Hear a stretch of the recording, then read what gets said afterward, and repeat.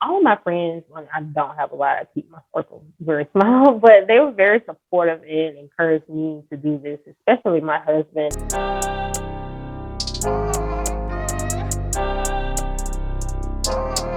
Благослови моих братьев, благослови наши руки. Мы в поисках больших денег, мы в деле круглые сутки. Благослови Out radio show, man, they everywhere. Благослови моих братьев. Благослови моих братьев, благослови наши руки. Мы в поисках больших денег, мы в деле круглые сутки. Благослови моих братьев. Благослови моих братьев.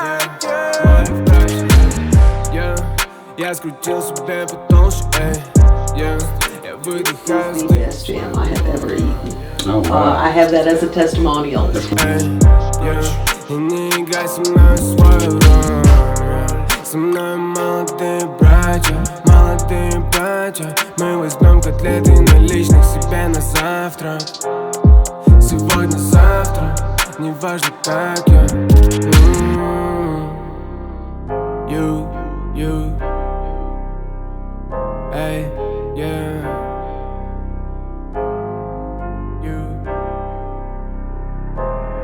Благослови моих братьев, благослови наши руки, мы в поисках. Get into it, like as far as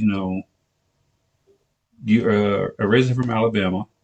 Yeah. Went to Troy. You went to Troy State. Troy State University in Montgomery. And what was your degree of your program of study? Well, business management is what I was going for. I was undecided for quite a while because I have so many different interests in a lot of different things. And I finally settled on that. I figured that would offer me a lot of opportunities. If I wasn't quite sure what I wanted to do, that I would be able to, it's so broad that I could pretty much do anything with that. So I settled on that. And I ended up getting my associates. I wasn't going for my associates, I was going for my bachelor's, but I had taken so many classes, was so far along that I didn't even realize that I had my associates. And then when I met my husband and we got married, I moved to South Dakota. And I wanted to go to school in person, but the schools there would not accept almost half of my credits. And I was like, oh no, wow. I can't do this. Yes. And at the time, I was like, I'm so hands-on, in-person learning. I was like, online is not for me. So I stopped going for a while and just focused on working. And then I had my children, my last two children, and I was pretty much a stay-at-home mom from that point. And didn't really pursue anything else with my degree until I moved to Georgia. So is that when you started, I guess, baking more or something? Or so where is the transition into getting into baking? Oh, well, my dad was a baker. He baked pies, cakes, biscuits. Like, he just did all of the baking. And in our house, him and my mom, they really wouldn't let us participate in anything, but I was always interested in watching him. And so I would dabble in baking here and there, not too much, but it wasn't until my middle child, she's about 5 now, when she was born, we found out pretty early on that she had a lot of allergies. It was horrible what we had to go through with her. And two of the things, dairy and eggs, that she's allergic to is obviously, in case. And I would look at her and we would go to birthday parties and there was so much she couldn't eat or couldn't experience. And I hated that for her. Yeah. So I was like, well, maybe I can just try to make something vegan for her. And that's when I learned, like, all of the products that you would think that are safe as far as allergens are concerned are not. I mean, I have to extensively look through ingredients to make sure. And through all of that, just doing that for her gave me the idea, because I'm like, I know there are other kids like her who can't have these things or are intolerant. And I was like, I can do that. Okay, so is this technically, I guess, your first business? Yes. Okay, so it's pretty cool, the fact that you're transitioning into like, you're seeing that, you're fulfilling the need with your daughter Mhm. because of the allergies. And you know that there are a lot of other kids who experience that as well. So then, taking that necessary step and actually turning it into a legitimate business. Because I'm like, you could have done like a lot of number of things. You could have just gave Yeah. the parents the research. Yeah. You could have like, just made it like a support group or whatever, and it could have just been like Yeah. a hobby. Yeah. Um, so how long have you been, I guess, a baker, like in the sense of having a business? I've been in business a little over 6 months now. Okay. And it was I had my license I want to say a few months before I even started Hmm. because I was kind of scared to really put myself out there because I'm a baker and not necessarily a decorator. It's when I Hmm. started my business that I started decorating, and I was like, you know what, I'm not that great yet. I keep my prices kind of low considering that these are all custom cakes, and Hmm. I don't have the luxury of buying things in bulk just yet. Um, so it was very scary for me to really put myself out there. But I was like, you know what?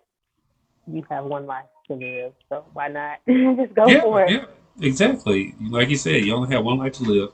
So just in this whole short, term span of 6 months, what's been like the biggest thing that you have learned so far? Oh my gosh, to not buy things that I think I'm going to need. When I first started, I was online, just so excited that I got everything, that I needed to actually start working and uh, taking orders and getting money. That I started buying all types of utensils and Hmm. tools and stuff, and I have not used half of those. Yeah. So, and I think if I had done just a little bit more research, because I am a part of a lot of cake groups, if I had done that more so in the beginning, I would have learned from those ladies and some of the men in the group that, I shouldn't do that. And to Hmm. order things as I go along, because these are custom cakes. Um, some things I won't have, and that's fine if they give me enough notice. So I can just order the things as I need it. And then if I need it again, I'll already have it. Yeah, I definitely understand that, and like I understand the newness as well of like Mm-hmm. jumping to something is so exciting and so thrilling or whatever that you just want to buy Yes. up the store. Like, so I Yes. can have this and this, Yes. but I'm like, you quickly learn. Yes. Quickly.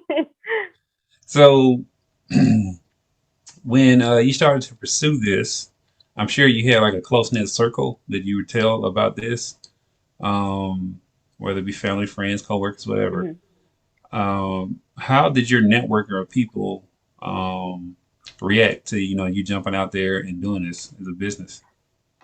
All of my friends, when I don't have a lot, I keep my circle very small, but they were very supportive and encouraged me to do this, especially my husband. He was pushing me because I got the idea, I want to say a year before I even started, like seriously pursuing everything. And he kept pushing me and I kept putting it off. He's like, you can do this. He's my number one supporter for sure. Yeah, that's definitely dope. I love that. So we were talking earlier, and like you have your food cottage license. Yes. And there's a lot of people out here who are just like Mhm. selling food on Facebook and stuff, and Oh, yeah. Oh, yeah. uh-huh, and they don't have that. Hmm. Why was Yeah, it I've learned important for that pretty you quickly. to at least go through that process? Well, in South Dakota, where I was living before, you didn't need that, Hmm. and I wasn't sure how it worked in Georgia, so I did do my diligence and just looked up the laws, and I called a few people to see exactly what I would need, and I was told that I would need the cottage food license, which I was Hmm. like, okay, no problem. I want to do things safely and I want to get the training that's necessary because I don't want anyone getting sick or Hmm. anything like that. Um, I'm just wondering. So, like in South Dakota, I wonder what happens if someone does get sick and there's not like because I'm like, what is the The remedy for that. ramification? Yeah. Yeah, well, if you do have, obviously, you have an LLC. If you have a legitimate business, then and you're operating under an LLC, then if something happened, then they would be able to sue under that business and not sue you personally. Hmm. Um, which is also why I got my business license to do that because I don't want to be sued personally if something Hmm. happened. Which pray that it doesn't. But I think that would be the only remedy for that. I do know that while I was there in South Dakota, before I started baking, there was a baker that I would go to. She didn't bake for my daughter. She would bake for my other children and me and my husband. And I'm not sure if she was. I can't tell you if she was licensed or what. She made amazing cakes. So, um, and it was even though I loved her and the way that she did it, you could tell that it wasn't very professional. Even the way the cakes were boxed and handed to me, I knew then going forward that if I did do this, it would be a little better organized than that. Yeah. Yeah. Okay, so that poses a question as far as how do you feel about like other people jumping into the industries and not necessarily taking the same steps that you did? Because like on especially here like in Middle Georgia, I see it all the time where people will post like plates and stuff like that, Oh cakes, yeah. whatever the case may be. And one, it's two things that I don't like, right? Mm-hmm. One, I don't like how they'll try to price themselves as someone who does have like a license Mm-hmm. or even a storefront.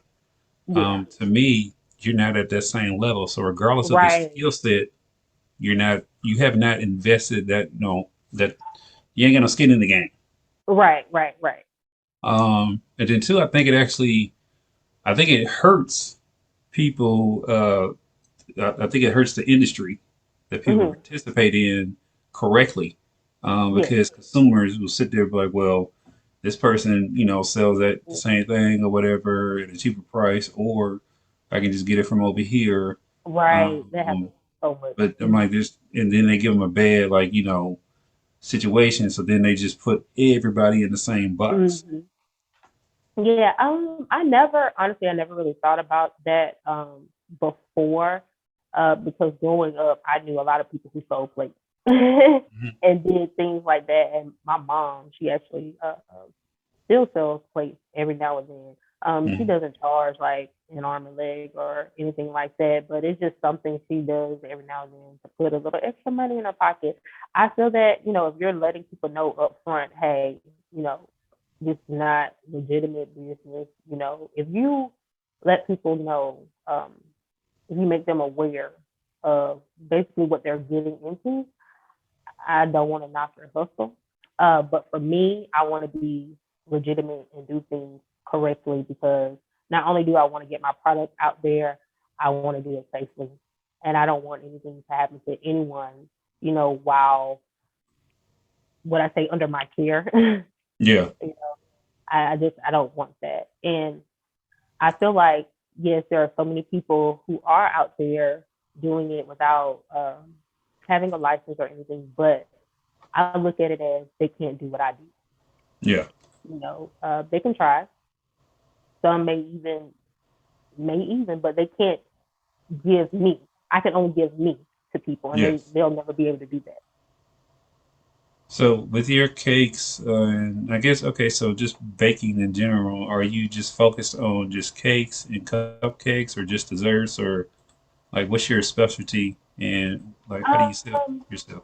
so far, I've just been focusing mostly on cakes, but I have done cupcakes. I've done apple fritters. Hmm. Um, I've tried donuts. I haven't sold them yet because I don't feel like I perfected them.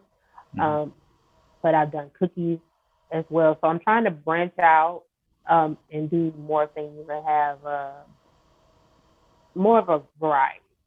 Yeah. What's up? But I So, always practice first. mhm. I Yeah. Well, always practice that's first, the and yeah. we And got. I'll send things to work with my husband and have them try it out and have them give me reviews and everything. So yeah, I don't want to have step doing any of that. So How do you balance your business and being a mom?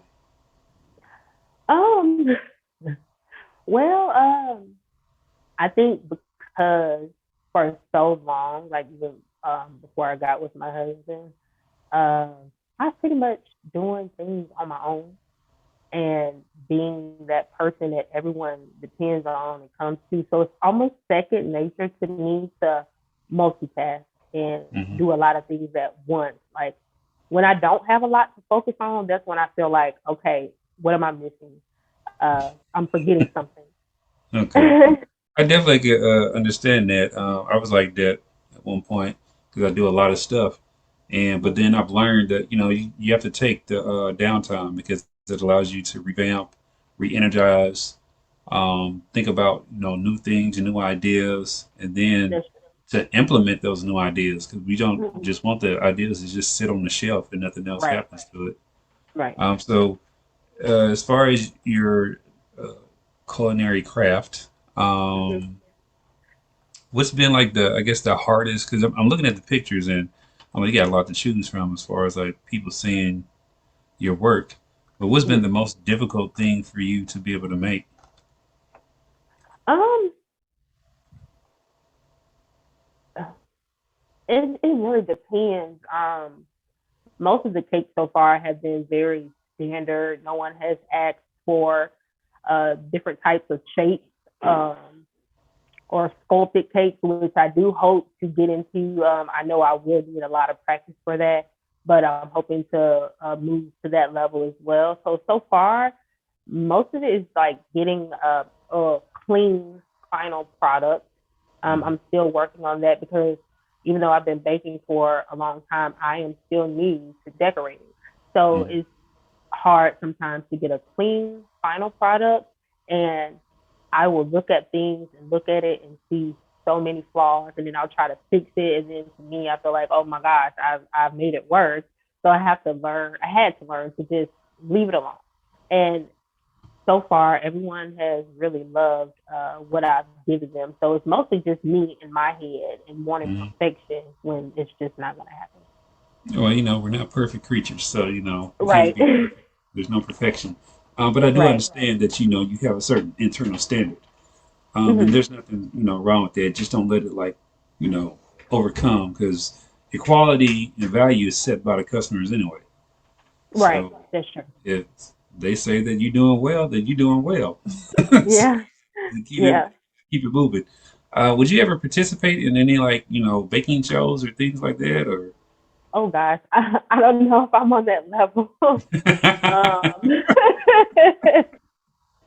um, my daughter asked me that. Actually, my oldest daughter, and she's like, "Mom, would you ever do that?" I was like, "I don't know about that." Mhm. I think maybe build my confidence more and get more product out there. Maybe that would be something I would be interested in. I'm not saying it's not on the table, but eventually one day, yes, I would love to do that. Okay. So I imagine you meet all your customers in person when it comes to transactions and stuff. Yes. Well, handing over the product. Yeah. As far as payment, I think I only had one customer that paid me in cash, but everyone else usually just pays me over Zelle, and I won't meet them until delivery or pickup. So, where is the furthest that someone has met you? Like, or most of your sales, like in the Perry, Georgia Most of area? them are in the surrounding areas, but I've had a guy twice who traveled about 45, 50 minutes to pick up a cake or cupcake. Was that like north of Perry or south of Perry? Oh my gosh, where was he from? I Like honestly don't 45 know where minutes. he came from. 45 minutes technically can almost be Forsyth if it's I north. think that's what it is. I want to say it's Forsyth. I didn't want to say that and be wrong, but I do think that's where he was coming Okay. How big is the market for your skill set for like your area? Is it big from. enough to support? I do think it's big enough, but I also think it's kind of clustered. There are a lot of bakeries, but I don't know too many that provide vegan products. Yeah, well, that's what I was going because I know a lot of I know a lot of people making that want vegan Yes, products, and the vegans is hard for them to find. It either the vegan bakers and vegan cooks have expanded, but they're individuals. So the customers, there are more customers than there are suppliers. yes. So there's a bottleneck system Hmm. because they're looking. Most of them are chasing the same person, and that person gets overwhelmed. Yes. Um, and then they also have like their other markets and stuff. Because I know someone who's here in Macon, but they also like sell sometimes in Warner Robins, at that Hmm. market down there, and then they go to Atlanta and do food prep and stuff like that. So they're all over the Okay. place. So it's kind of hard for people to like pinpoint this person. Yeah. Um, so I think you'd actually do well. And Macon is only technically about 30 minutes away from Perry anyway, depending on what part Yeah. you're going to. Yeah. It's not that far. I think my So, issue is really with advertising, like really getting myself out there. mhm. A lot of people don't really know about me yet. I mean, people in my surrounding areas, I mean, I try to push as much as I can through Facebook, through Instagram. I even have a Google website. Um, and I think some people find me that way too, but I really want to get myself out there more. Okay. Um, okay, so actually, that's what I was going to ask you. I was going to lead Mhm. it next question. So, knowing that you want to get out there more, as a business owner, what are you comfortable with, like as far as putting yourself out there more when it comes to like marketing and advertising? Are you looking for like organic, like growth and push, or are you looking for a third party to like hire them to help push you, or how are you Um, positioning yourself with that? I am so hands on and like to be in control of everything. So uh, I don't know if I would necessarily go with someone putting me out there or help or paying someone to put me out there, which is probably what I need. But I don't know. I have a problem with kind of letting go and letting other people take control. It's like I literally do everything myself, and I've Well, always okay, been that so way. I can say that stifles growth, just because like you can't do everything, and like baking Mhm. takes a lot of your time. Yes. Okay. And I think that people aren't as aware, like so some of the cakes I looked, whatever. I know that you have to bake multiple sections and stuff like that, put it all Mhm. together, put your ingredients together. Yeah. So I'm like, one cake I would imagine it could take anywhere between 8 to maybe 20 hours in Oh yeah, definitely. preparation and all that. Mhm. So I'm like, you don't have that much time, man, to Yeah. be able to Right. do your service delivery and to worry Yes. about like pushing yourself and all Yes. that or I need to whatever. delegate. Mhm. Yeah, so definitely I tell people outsource what you can Yes. because that allows you to grow. And if you really, what I'm saying, if your uh, objection is to your object, if yeah, if your desire is to grow, Mhm. then that's what you have to do. You have to really put yourself in a position to grow because you can't do it all. Like I Right. don't like I book some of my interviews and stuff, but I have an assistant who books the rest of them. Yes. And then like I have flyers and stuff that I do for interviews and stuff like that. And I don't design any of my flyers. I got a graphic designer that I pay Yes. for the flyers. Mhm. So I'm like some things I do, but then a lot of things outsource what I can because it allows Mhm. me to grow. And so that's just like from one entrepreneur to the next. Um, Yeah. I've been doing like this entrepreneur game since 2005, and Mhm. full time 2013. Okay. So yeah, I got a whole lot of experience. Yeah, I definitely need to outsource where I can because like my logo, business card, all flyers, even the website, like I did it all. Hmm. And I feel like it could be better. But for now, where I am now, I think it works. Hmm. But when I start to expand, I do know that I will need something more than what I can provide myself. Okay, so you're currently accepting, I guess, new clients and stuff for baking projects. Um, Hmm. So let everybody know how can they get a hold of your social media, where do they need to go to be able to inquire and all that good stuff. Okay, well, on Facebook, you can type in Taking My Day Bakery. You should be able to find me that way. And it's the same with Instagram. Just type in Taking My Day Bakery.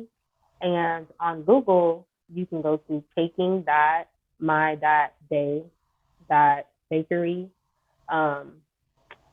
.business site. And you should be able to find me that way. Okay. Is there anything that we didn't cover that you wanted to cover? Um, I believe we touched on a little bit of everything. Making sure, you know what I'm saying? I like asking that question or whatever because it really does put the guest in the mindset of, okay, what did I not talk about? Yeah.